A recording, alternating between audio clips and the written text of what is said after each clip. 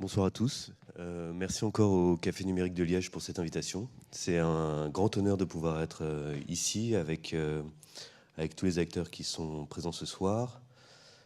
Et voilà, et ce sera aussi très bien, à mon avis, de regarder après le documentaire de DataGull. Ça fait partie des choses, à mon avis, très inspirantes et très intéressantes. Alors, je vais me présenter également en quelques minutes. Mon parcours, donc j'ai travaillé 10 ans dans la communication publique et politique à Bruxelles. Je suis français, moi aussi, et j'ai travaillé pour les institutions européennes principalement, aussi pour la région de Bruxelles-Capitale. Et petit à petit, je me suis passionné par tout ce qui était civic tech, e-démocratie, notamment grâce à des initiatives comme Ma Voix et également comme la primaire.org. Ça me semblait être une nouvelle manière d'engager les citoyens et donc de changer le paradigme politique. Voilà, on sait tous dans quel contexte on était et je pense qu'on peut dire qu'on est aussi encore aujourd'hui. En quelques mots, donc Citizen Lab que je viens vous présenter aujourd'hui, c'est une plateforme qui se veut à la fois top-down et bottom-up, donc à la fois descendante et ascendante. Alors, descendante, ça va permettre à certaines villes, institutions ou administrations de consulter les citoyens sur des questions très précises. Et ascendante, ça va également permettre aux citoyens de faire remonter des idées vers les institutions et on va réussir à thématiser, catégoriser toutes les idées qui viennent de la part des citoyens. On est parti chez Citizen Lab d'un constat qui était partagé de beaucoup, qui était le constat selon lequel beaucoup de citoyens voulaient participer à la vie publique, à la vie citoyenne, mais qu'ils n'avaient pas forcément l'opportunité de le faire et que souvent ils avaient un peu ce sentiment d'être ignorés par leurs représentants. Voilà, alors en quelques mots, j'ai ici 3 types d'options de participation qui me semble important de mentionner. Aussi et avant tout pour dire que notre solution, donc de plateforme de démocratie participative en ligne, se veut une solution qui vient en complémentarité avec les différentes options de participation existantes. On ne veut pas du tout, pour l'instant, faire un espèce de grand soir du numérique où tout le monde va être connecté. Ça répond aussi à la question sur comment on fait par rapport à la fracture numérique. On cherche à toucher une autre partie de la population qui effectivement n'aura pas forcément les moyens de se rendre dans ces 3 options de participation. Sur le premier slide, je l'ai passé vite pour revenir maintenant, c'est le fait que j'ai 2 petites filles qui sont franco-italiennes. Et c'est pour expliquer que donc moi j'habitais à Saint-Gilles à Bruxelles et j'étais très impliqué dans ma vie de quartier, à la fois sur la création d'un gazap. J'avais également travaillé sur la ville en transition, essayé vraiment de m'activer en tant que citoyen au sein de mon quartier. Et en fait, dès que j'ai eu ma première fille, ça a été très compliqué pour moi de prolonger cet engagement parce que tout simplement, les réunions étaient généralement entre 19h et 21h et c'était l'heure à laquelle il fallait que je sois chez moi pour m'occuper de ma famille. Donc en fait, encore une fois, sur cette notion de complémentarité, l'objectif d'une plateforme numérique de démocratie participative va être une solution pour pouvoir se connecter, peut-être quand on est dans le bus le matin en allant au travail, ou à 9h30 une fois que les enfants sont couchés. Après, donc, au-delà des ateliers citoyens, c'est vrai que nous, on parle beaucoup avec des élus. On travaille, je ne l'ai pas encore mentionné, mais avec des villes qui sont entre 20 000 et 200 000 habitants. Pardon, 10 000 et 200 000 habitants. Pourquoi? Parce que généralement, en dessous de 10 000 habitants, les administrations n'ont pas forcément les moyens de travailler avec une plateforme comme la nôtre. Et au-dessus de 200 000 habitants, généralement, on va voir que les villes vont construire elles-mêmes leur plateforme numérique. Donc voilà, je vous présentais les différentes options de participation aujourd'hui. Les ateliers citoyens, comme je le disais, sont souvent, à part peut-être des initiatives comme Ma Voix, mais il y a dans des villes, dans des municipalités, dans des communes, on voit quand même beaucoup les mêmes personnes qui vont se retrouver à ce type de réunion publique. Les enquêtes papier, le défaut que l'on pourrait mentionner, c'est le fait que ce ne soit pas forcément l'outil le plus collaboratif. Et finalement, les médias sociaux. Donc, moi, j'ai travaillé pendant 10 ans dans la communication publique et politique, et j'étais aussi spécialiste web, donc digital strategist. Et à l'époque, il y a 10 ans, j'avais travaillé sur les médias sociaux. J'avais même fait un mémoire de fin d'études sur comment les médias sociaux peuvent rapprocher les citoyens des institutions européennes. 10 ans après, j'en suis vraiment revenu sur tout ce qu'on nous vendait, sur les médias sociaux qui devaient être des plateformes conversationnelles entre les institutions et effectivement les citoyens. Force est de constater qu'aujourd'hui, c'est quand même assez compliqué d'avoir un débat ou une discussion qui soit vraiment enrichissante et constructive sur les médias sociaux. À mon avis, ça tient aussi au fait que sur les médias sociaux, on va passer d'une photo d'un chat à la critique de la politique de la ville. Donc c'est une plateforme qui n'est pas uniquement dédiée à la démocratie participative en ligne et à l'action citoyenne. Voilà, le principal reproche aussi qu'on pourrait faire aux médias sociaux, c'est le fait que ce ne soit pas forcément très structuré. C'est-à-dire que si on pose une question ouverte sur un média social, on va récupérer toute une somme d'informations, mais on n'aura pas les moyens forcément de structurer, de catégoriser l'ensemble des idées qui seront récoltées sur cette plateforme. Après, si vous avez des questions, vous n'hésitez pas et on dialoguera un peu, parce que là j'ai un peu l'impression de faire un cours. Donc les avantages de la démocratie numérique, pour nous, ils sont déjà au nombre de 3. Donc c'est réussir à avoir plus d'engagement. C'est vrai que quand on est sur ce que j'appelle les réunions en présentiel, ou l'engagement, la démocratie participative en présentiel, avec des réunions physiques, généralement on arrive à toucher 1-2% de la population. Là, l'objectif, vraiment dans les villes avec lesquelles on travaille, c'est de toucher jusqu'à 10% de la population. Là, on arrive tout de suite à plus d'inclusion. Donc ça rejoint un peu ce que je disais tout à l'heure sur qui on va cibler, et donc essayer de cibler un autre type de public, des personnes qui n'auront pas forcément l'occasion d'aller dans les différentes options de participation que je mentionnais tout à l'heure. Donc 70% de nos utilisateurs ont moins de 44 ans. Et en même temps, ça veut dire que 30% ont plus de 44 ans. Donc ça veut dire qu'on a aussi essayé de aller justement au-delà de la fracture numérique et d'engager d'autres types d'autres personnes dans la population. Et je vous le montrerai avec 2 exemples concrets tout à l'heure. Plus d'efficacité. C'est vrai qu'on travaille encore une fois avec des communes qui souvent nous disent que c'est très bien de faire de la démocratie participative en ligne, mais finalement, pourquoi, comment, et est-ce que ça ne va pas ramener encore plus de travail aux administrations qui se sentent souvent déjà débordées? Et donc nous, on a vraiment essayé sur nos plateformes de faire en sorte qu'il y ait une expérience utilisateur qui soit le plus simple possible, à la fois pour les citoyens, mais aussi avec un back-office très simple d'utilisation pour les administrations et pour leur simplifier la vie en fait en termes de récolte de données. Voilà, je vais maintenant vous présenter en quelques mots la méthode Citizen Lab, en fait vraiment ce à quoi on s'attache, nos objectifs. Donc le premier objectif, ça va être véritablement d'engager plus de citoyens. Ça revient vraiment à la source de qu'est-ce qu'on va faire avec ces outils numériques, c'est essayer de toucher un maximum de personnes, aller au-delà de l'abstentionnisme, aller au-delà de justement la consultation ponctuelle, mais essayer d'être dans un dialogue citoyen beaucoup plus construit et beaucoup plus permanent.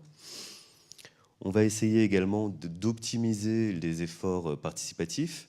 Donc on va travailler avec les villes pour qu'elles puissent phaser, déterminer des objectifs qui soient très clairs sur qu'est-ce qu'il va y avoir en bout de chaîne pour le citoyen, parce que ce contre quoi on se bat véritablement, c'est ce qu'on peut appeler le participative washing. Nous, on est à une autre échelle effectivement qu'une plateforme comme Ma Voix, puisque notre idée, c'est de travailler avec un certain nombre de villes. Mais ce que l'on ne veut pas, c'est qu'on contracte la plateforme juste pour dire, voilà, on fait du participative washing. On a entendu dire que c'était médiagénique, que tout le monde allait parler de nous si on avait une plateforme de démocratie participative en ligne. Nous, ce sur quoi on insiste, encore une fois, c'est qu'au final, il y ait quelque chose de très concret pour le citoyen. Et en fin de compte, l'objectif pour les villes, pour les municipalités, ça va être de décider, mais d'une autre manière. Donc de prendre des décisions sur des données qui seront apportées. On a beaucoup parlé ces dernières années de big data. C'est plus généralement, quand on parle de big data, on parle de Facebook, de Amazon, de Google, qui vont essayer de nous vendre des choses avec le big data. Donc nous, on essaie de montrer que grâce aux technologies qu'on a développées, on arrive aussi à se servir des données d'une autre manière. Donc on se sert des données citoyennes avec le minimum d'intrusion possible dans la vie du citoyen, et ce dont on va se servir, ce sont véritablement les idées. La technologie que l'on emploie chez nous, chez Citizen Lab, c'est ce qu'on appelle le NLP, donc c'est le Natural Language Processing. Ça va être en fait une analyse sémantique des idées. On va aller creuser à l'intérieur d'une idée et grâce à l'intelligence artificielle, on va réussir à repérer les éventuels doublons, mais également à faire du clustering thématique. Donc on va avoir, comme vous pouvez le voir sur l'écran, des amas d'idées qui vont se ressembler en fonction de ce qu'il y a dans chacune des idées. C'est ça aussi, en fait, ce que nous permettent les technologies aujourd'hui. Voilà, l'échelle de la participation, c'est une des bases du travail de démocratie participative en ligne. C'est juste pour vous redire que grâce aujourd'hui aux plateformes de démocratie participative, on peut aller sur les différents échelons qui peuvent aller de l'information jusqu'à la co-création. Aujourd'hui, on entend beaucoup parler de tout ce qui peut être les budgets participatifs, qui sont le sommet de l'échelle de la co-création, qui vont réussir à sensibiliser les citoyens sur le fait que une ville, ce ne sont pas que des décisions politiques, c'est aussi un budget. Et ça peut permettre aux citoyens justement de se positionner en tant que bon père de famille, avec un budget à gérer, un projet à mener à bien. Et ça, c'est vraiment quelque chose de très intéressant en termes de démocratie participative, qu'on voit se développer énormément ces dernières années. Je crois qu'en 2016, il y avait 25 budgets participatifs en France. En 2017, il y en avait 50. Je sais qu'en Belgique, il y a de plus en plus d'initiatives. Là, justement, comme on le disait, le 14, il va y avoir des élections. Il y a énormément de candidats qui disent on veut travailler avec des budgets participatifs, on veut aussi. C'est une façon de redonner le pouvoir ou de déléguer une partie du pouvoir parce que certains politiciens se rendent bien compte qu'il y a quelque chose, un dialogue à réinstaurer entre les citoyens et eux-mêmes. Chez Citizen Lab, en fait, donc on va essayer d'avoir une participation qui soit à la fois accessible et intelligente. Donc accessible, c'est qu'on est accessible sur toutes les plateformes, que ce soit sur tablette, sur ordinateur ou sur smartphone. On n'est pas une application dédiée, mais c'est à partir d'une simple URL qu'on va pouvoir aller sur les différentes plateformes. Et intelligente, parce qu'on essaye de faire des processus qui soient assez complexes. On essaye de le rendre le plus simple possible, à la fois pour les administrations, mais aussi bien sûr pour les citoyens. Voilà. D'un point de vue citoyen, ce que vont permettre les plateformes, ça va être de publier des idées, de commenter, de voter, donc d'avoir un vrai dialogue qui peut se faire sur les plateformes. Et on a également la possibilité d'avoir des sondages, des budgets participatifs et d'autres formes de participation en fait entre les citoyens et les institutions. Ce qui est intéressant, et on l'a mentionné aussi, c'est encore une fois l'aspect en ligne, hors ligne. Donc ça, c'est vraiment le cœur de notre action et aussi de notre expérience, c'est que les plateformes de démocratie participative en ligne marchent également quand il y a ce ping-pong entre des réunions physiques et une continuité de la participation en ligne. C'est vraiment l'ensemble des deux et la promotion des deux qui va faire en sorte que la participation puisse marcher. Pour la collectivité, donc voilà, ça c'est le back-office en fait. C'est la partie administrateur où il va y avoir tout un tas de données. Encore une fois, on essaye d'être le moins intrusif possible par rapport aux citoyens. On va demander éventuellement la commune dans laquelle il est, le sexe, l'email, et l'âge. S'il y a d'autres questions, on les pose, mais on essaie de se limiter aussi à un certain nombre de questions pour ne pas constituer de frein à l'inscription également. Encore une fois, l'objectif, ça va être de fonder les décisions sur des données qui soient fiables et pertinentes. Voilà, en quelques mots, donc Citizen Lab, pour dire un peu qui on est, donc même si effectivement à Liège, on est déjà un peu connu normalement. Donc on travaille avec 75 communes actuellement. Communes, institutions, administrations. On est présent dans 8 pays et on a commencé à Bruxelles. Donc Citizen Lab, c'est aujourd'hui une start-up de 15 personnes qui est née il y a 3 ans. C'est né de la volonté de 2 jeunes étudiants qui sortaient de Solvay, en fait, de faire quelque chose pour la société. Et ils ont donc fondé à 22 ans la société Citizen Lab. Voilà, quelques-unes des références des villes avec lesquelles on a pu travailler, des villes et communes avec lesquelles on a pu travailler. Donc effectivement, en Belgique, on citera Liège, évidemment, Mons, on a travaillé avec Marchand-Famenne, on travaille avec Enghien, on travaille avec Arlon, on travaille avec beaucoup de villes en Belgique, mais on travaille aussi plus au niveau européen avec des villes comme La Haye en Hollande. On travaille également en France avec des villes comme Rueil-Malmaison, comme des communautés d'agglomération que sont Grand Paris Sud. Et on travaille plus à l'international avec la ville de Vancouver ou avec le gouvernement sud-africain, également le Parlement sud-africain. Voilà, pour clôturer, j'ai juste 2 petits cas très concrets pour vous montrer dans les faits ce que peut faire Citizen Lab.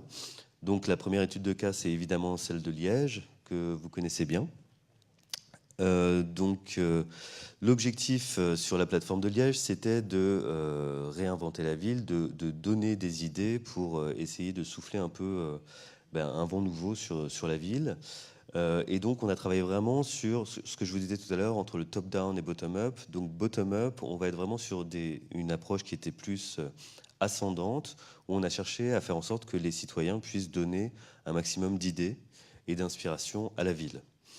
Donc, ce que vous voyez ici en haut, c'est vraiment la ligne de temps sur laquelle on s'est appuyé pour essayer de structurer au maximum la consultation, la concertation, et pour faire en sorte que le citoyen, une fois qu'il arrivait sur la plateforme, il savait un peu à quelle sauce il allait être mangé et ce que l'on allait faire de ses idées.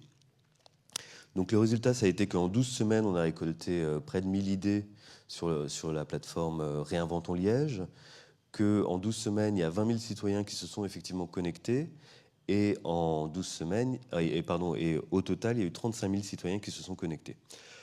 Le phasage de cette consultation, c'était de dire on va d'abord ouvrir au maximum avec un dépôt d'idées, où effectivement tous les citoyens ont déposé leurs idées, puis il y a eu un tri qui a été fait par la ville pour justement mettre à la phase suivante les idées qui étaient réalistes et qui étaient pertinentes en fait par rapport à ce qu'on avait proposé.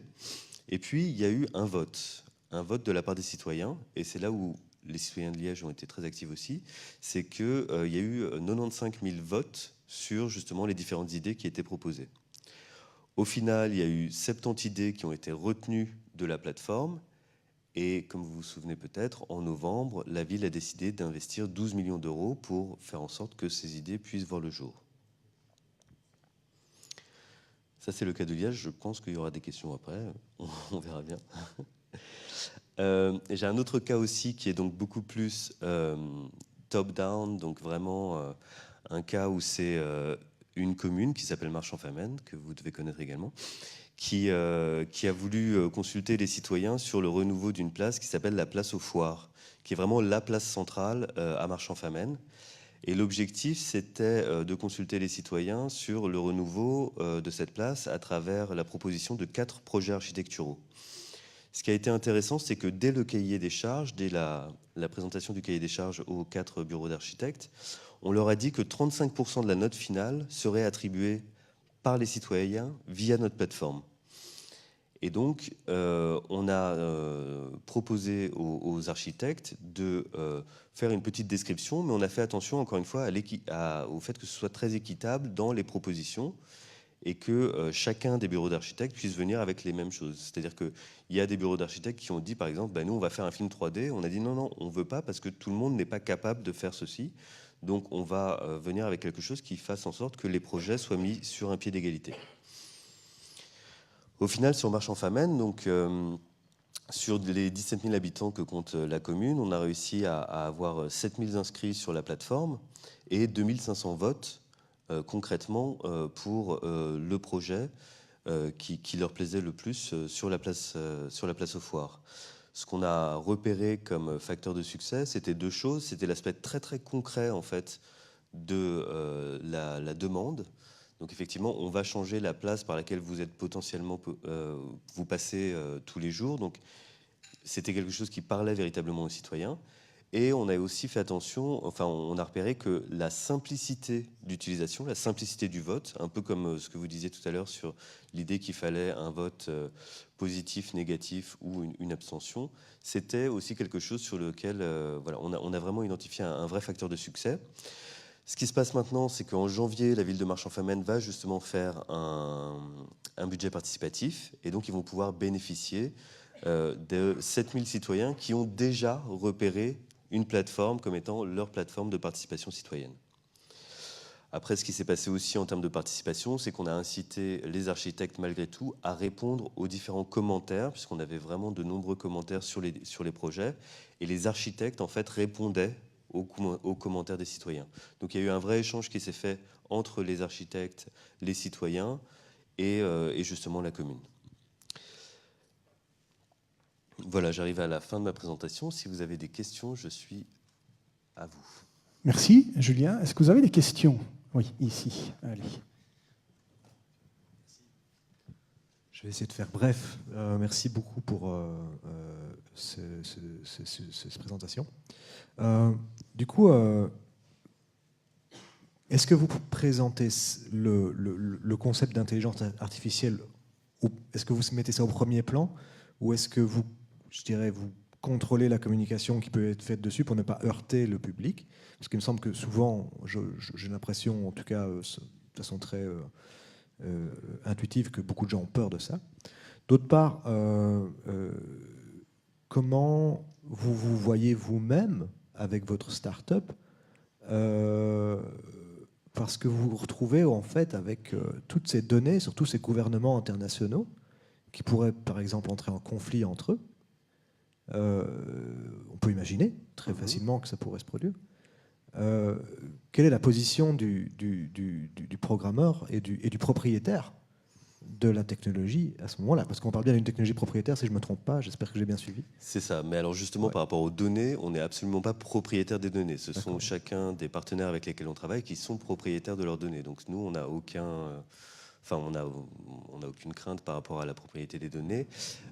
Par rapport à l'intelligence artificielle, donc effectivement, il faut savoir qu'on est un SaaS, donc un Software as a Service. Ça veut dire qu'on est en perpétuelle évolution. Donc je vous ai dit, on est 15 salariés. Sur les 15 salariés, il y a 7 développeurs. En fait, la plateforme, elle est active. Mais ce que l'on fait, c'est qu'on travaille avec des villes qui vont venir nous donner un retour et nous donner des suggestions. On travaille avec des villes, mais on travaille aussi avec des panels citoyens qui vont nous dire, là, nous, sur l'expérience utilisateur, on préférait que ça soit ce cheminement-là qui se fasse au niveau du web. Et donc, on essaie de travailler en permanence sur l'amélioration du produit. Tout ça pour dire qu'en début d'année, vous avez un produit qui sera forcément différent qu'en fin d'année, parce que les 7 développeurs travaillent toute l'année pour l'amélioration du produit.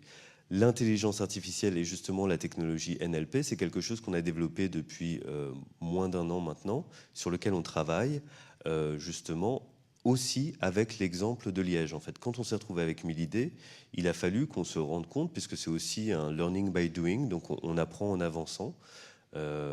On s'est rendu compte qu'effectivement c'était une masse de données qu'il fallait certainement traiter d'une certaine manière, et donc pour nous le fait de les traiter de cette manière-là, de faire de l'analyse sémantique, d'éviter les doublons, donc pour que les citoyens s'y retrouvent, mais aussi de pouvoir générer le diagramme que vous voyez tout à l'heure avec un aperçu, un instantané de la population. C'est quelque chose qui nous a semblé pertinent sur la construction du produit, sur ce qu'on appelle la feuille de route du produit. Est-ce qu'il y a d'autres questions dans la salle? Vous êtes timide. J'ai envie de demander à Julien, on en a parlé un peu mardi lors de l'enregistrement d'empreintes digitales. Ouais. Quel conseil est-ce que vous donnez à la ville pour faire en sorte qu'elle fasse connaître de manière la plus large possible à sa population l'existence du projet participatif et de la plateforme pour que tout un chacun puisse se connecter et participer justement? Ça, effectivement, c'est ce dont on a parlé sur l'importance de la communication. Ça peut rejoindre aussi ma voix. C'est justement, on peut avoir le meilleur outil du monde. Si personne ne le sait, ça servira à pas grand-chose. Et à la fois sur Marchand-Famenne et sur Liège, c'est vrai qu'on a travaillé en étroite collaboration avec les départements de la communication. En gros, normalement, quand on travaille avec des villes, on va travailler avec les représentants politiques sur tout ce qui est participation, initiative citoyenne. On va travailler idéalement avec la communication. Et de temps en temps, il y a aussi les services informatiques qui sont autour de la table. Mais très vite, ils se rendent compte qu'ils n'ont pas grand-chose à faire autour de la table. Mais donc voilà, c'est vraiment l'histoire de la communication et de l'importance de la communication. Voilà. Entre-temps, je vois qu'il y a une autre question qui rebondit. Oui.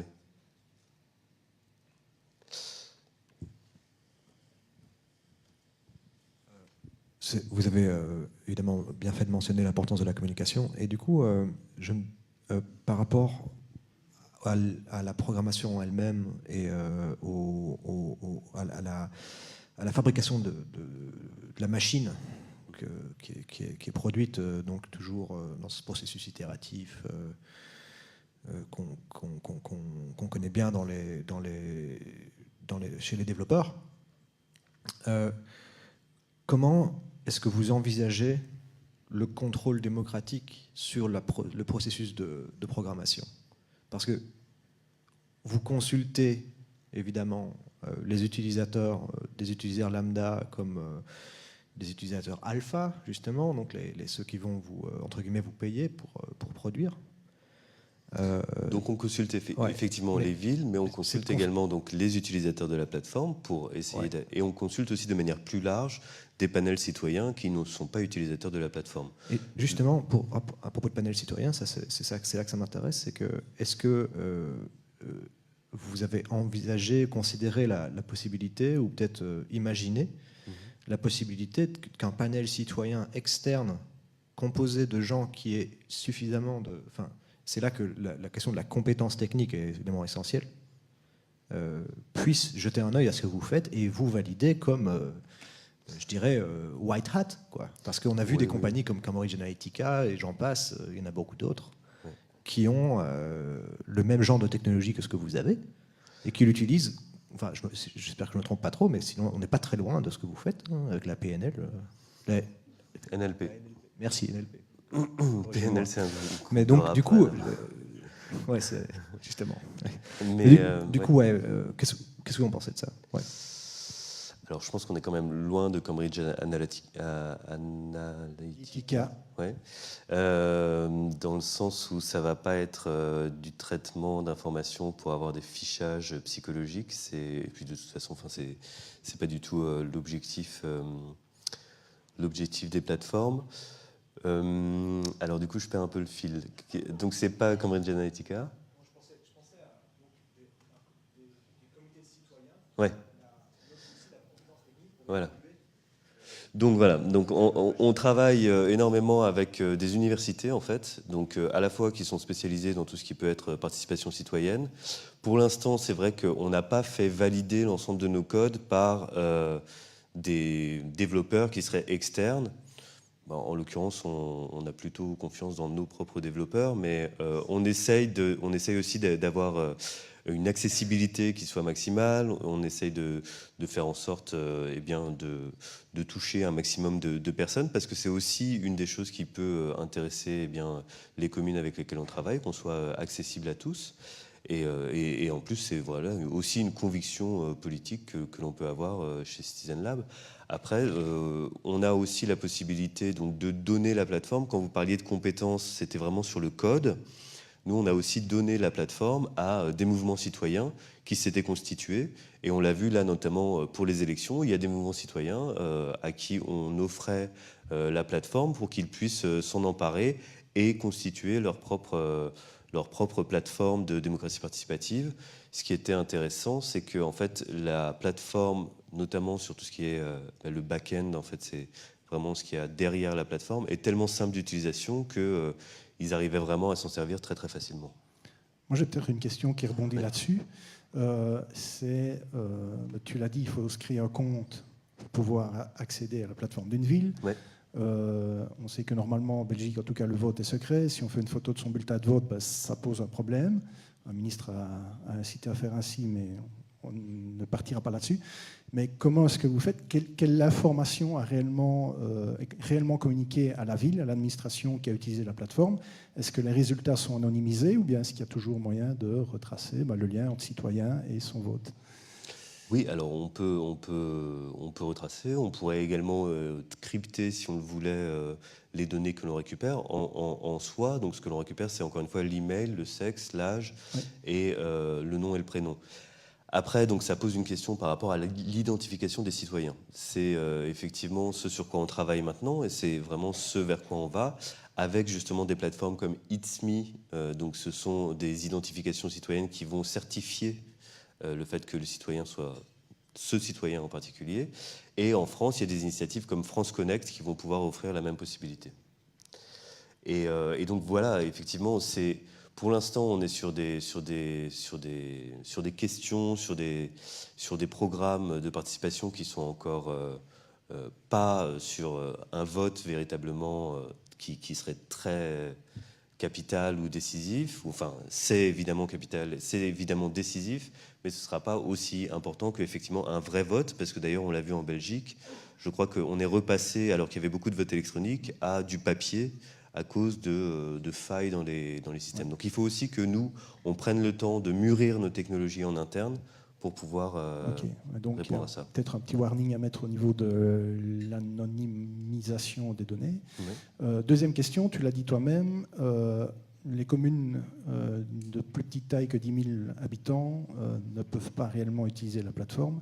Est-ce qu'il ne serait pas judicieux d'augmenter un peu le tarif des grosses communes pour faire en sorte que le système, quelque part, se mutualise et ouvrir l'accès aux plus petites collectivités? Mais en fait, c'est pas que un coût pécunier, c'est aussi le fait que les petites communes n'ont souvent pas les ressources humaines en fait pour gérer une plateforme comme celle-ci. C'est-à-dire qu'avec une administration d'une petite commune de 10 000 habitants, généralement, il y a une personne qui va s'occuper de la communication, mais qui est déjà débordée, qui s'occupe de tout ce qui est le journal communal, ce type de choses. Et c'est ça aussi qui est important pour nous, c'est que la plateforme soit suivie et soit vraiment activée et active. Sinon, c'est encore une fois un peu dommage d'avoir un si bel outil pour ne pas s'en servir. Ok. Je viens quand même te poser la question à laquelle tu t'attendais certainement sur Réinventons Liège. Oui. Donc, tu l'as dit, il y a eu presque 1000 idées qui ont été soumises. Il y a eu des milliers de votes sur ces idées. Et il y a évidemment une idée qui est arrivée en tête. Et si je ne me trompe pas, le conseil communal a estimé que cette idée n'était pas pertinente et n'a pas voulu la financer. Donc ça montre un peu les limites du système. Bon, sauf qu'après, il y a eu une mobilisation citoyenne. Exactement. Oui. Et donc ma question c'est, est-ce que vous avez poussé pour que la majorité cède et mette en place, en disant sinon le système ne vaut pas? Ou est-ce que c'est juste les citoyens qui ont réussi à faire pencher la balance? C'est un peu des deux. C'est-à-dire que nous, de notre côté, à notre petit niveau, parce qu'on est quand même prestataire, donc on a essayé de dire, de peser de tout notre petit poids en fait dans la balance.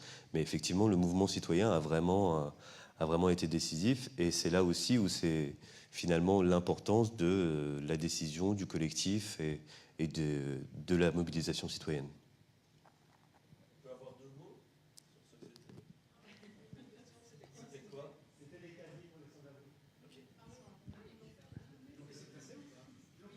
Finalement, ils l'ont fait, oui. C'était juste par rapport à la question de l'anonymat. Je pense qu'il faut réfléchir, et il n'y a pas de solution et tout, mais il y a quand même un changement de posture. Exercer de la puissance citoyenne, c'est aussi être comptable de ses décisions. Et donc, du coup, moi, je suis complètement pour l'anonymat quand on délègue sa voix et qu'on est dans l'isoloir et tout ça, mais si on veut exercer une décision, par exemple dans l'Assemblée nationale, collective, ça pose vraiment des questions de fond. Puisqu'il faut qu'on puisse être comptable de cette décision. Et si on fait la promotion d'une idée politique, et du coup, il faut aussi pouvoir dire, c'est assez compliqué l'anonymat sur des décisions politiques quand on est planqué derrière son ordinateur. On peut laisser plus fortement parler ses pulsions. Donc, c'est pas si simple. Moi, j'adore l'anonymat sur Internet, c'est hyper important pour plein de gens, pour les lanceurs d'alerte, pour nous tous, pour pouvoir s'exprimer quand on est... Mais il n'y a pas que dans cette question, il y a le rapport de la nature, de la puissance et du pouvoir. Et donc, du coup... Je pense qu'il faut bien réfléchir à ça et peut-être qu'on n'est pas prêt à répondre, mais peut-être que s'il devait y avoir demain des plateformes de décision, l'utilisateur, l'usager pourrait dire est-ce que je le fais de manière anonyme ou est-ce que je le fais de manière plus publique, et de jouer, de faire l'expérience en fait de ce que c'est que d'assumer sa décision politique sur un sujet donné et tout. Je pense que c'est là aussi où on n'est pas mûr, et donc du coup c'est tout ça, c'est des réflexions de fond, à quoi on s'expose quand on prend des décisions politiques ou des positions politiques et tout, et je pense que c'est aussi à nous, usagers de ce type de plateforme et tout, de faire valoir des façons de voir et tout ça, et de pousser. Et après, sur le reste, je pense que c'est une super idée, ce que le monsieur a dit, de faire intervenir des white hats dans les codes pour aller vérifier que tout va bien dans les algorithmes. Merci. Plus de questions? Une fois? Oui. Merci Julien. J'ai juste 2 petites questions. La première est autour de l'accessibilité. Je suppose pour utiliser l'application Citizen Lab, il faut avoir des compétences techniques, sociales et aussi un minimum d'esprit critique pour avoir du recul par rapport à ça. Quand on propose un tel projet à une ville, comment on s'assure que la population, elle a finalement ses compétences techniques pour pouvoir avoir accès à vos services? Et la deuxième chose aussi, comment susciter l'engagement citoyen, en plus d'avoir la voix et ici, dans le cadre de vos projets, les rencontres, sur le plan, je dirais, numérique, sur le plan digital, comment s'assurer d'avoir une bonne participation citoyenne? Merci. Mais je pense en fait que tout réside aussi dans la nature du projet. Comme je l'expliquais avec Marchand Famenne, on a vraiment vu une très grosse mobilisation parce que le vote était très simple et la question posée était très concrète. Après, donc ça, c'est vraiment une consultation qui peut être très top-down. L'engagement, ça va être la nature de la plateforme elle-même. Donc on va avoir la possibilité de éventuellement relancer les utilisateurs. On est en train nous-mêmes de réfléchir à comment faire en sorte qu'il y ait plus d'engagement sur les plateformes. Par exemple avec un peu de gamification ou donc quelque chose qui soit un peu ludique.